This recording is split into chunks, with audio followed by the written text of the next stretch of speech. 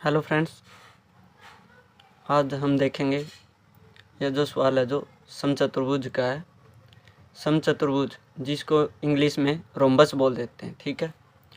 तो यह रोम्बस और समचतुर्भुज इनकी साइड तो एक समान होती है, जैसे वर्ग में, स्क्वायर में, ठीक है।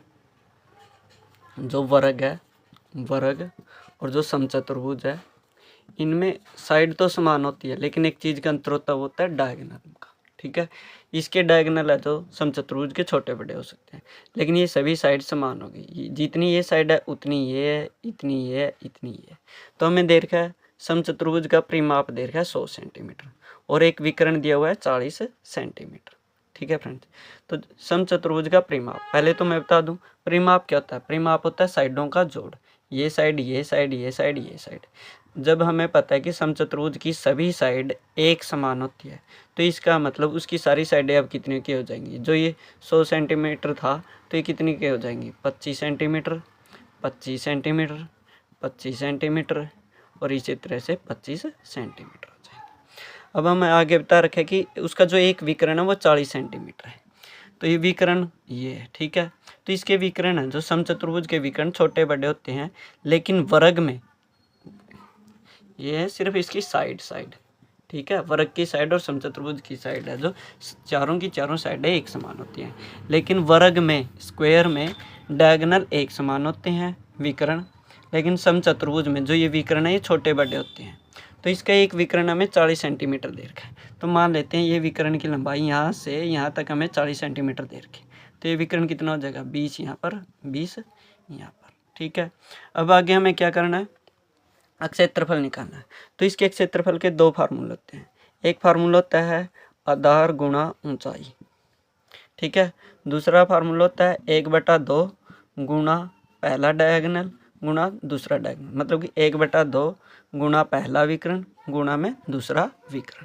तो ये दो फार्मूले होते हैं, आपने याद रखना है। समचतुर्भुज जिसको इंग्लिश में रोम्बस बोल देते हैं, रोम्बस का क्षेत्रफल निकालने के दो फार्मूले हैं, आधार गुणा ऊंचाई, 1/2 गुणा फर्स्ट डायगोनल गुणा सेकेंड डायगोनल। अब यहाँ से देखो, यहाँ से हमें ये डायगोनल तो पता चल गया, लेकिन इस डायगोनल का नहीं पता चला।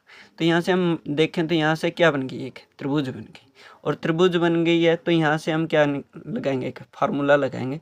वो फार्मूला क्या होगा, जैसे हम पाइथागोरस प्रमेय का फार्मूला लगाते हैं, तो इसको हम क्या साइड मान लेते हैं, ये एच है, ठीक है। तो ये हो जाएगा आधार का स्क्वायर, आधार का स्क्वायर प्लस लंब का स्क्वायर बराबर होते हैं कर्ण का स्क्वायर के, मतलब कि 25 का स्क्वायर के। तो यहाँ से हमें H square is equal to हो जाएगा, 25 का स्क्वायर होता है 625 और ये 20 का स्क्वायर 400 होता है, लेकिन 400 इस साइड में आके किस चीज़ का हो जाएगा, माइनस का हो जाएगा। तो 625 माइनस 400 कितना आ गया हमारा, यहाँ से 225। लेकिन ये वर्ग है, ये उस दूसरी साइड जाएगा तो इसका क्या बना देगा, वर्ग मूल बना देगा। तो वर्ग मूल बना दिया तो इसकी वैल्यू √225 की वैल्यू होती है 15।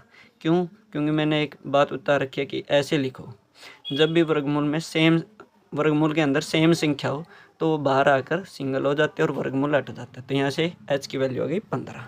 तो इसका मतलब ये 15 है, ये 15 है, तो ये इस साइड भी हमारा 15 होगा, ठीक है, क्योंकि इसकी वैल्यू 15 आई थी यहाँ से यहाँ तक की। तो अब देखो, अगर इस फार्मूले में रखें तो 1/2 गुणा फर्स्ट डायगोनल हमें दे रखा था 40, सेकंड डायगोनल अब निकाल लिया है, ये 15 था, 15 ये 30 हो जाएगा। तो यहाँ से 2 पर कट करेंगे तो 20 आ गया, 20 के और 30 के साथ गुणा कितने आ गए, 600। तो ये 600 सेंटीमीटर स्क्वायर। ये तो था ये।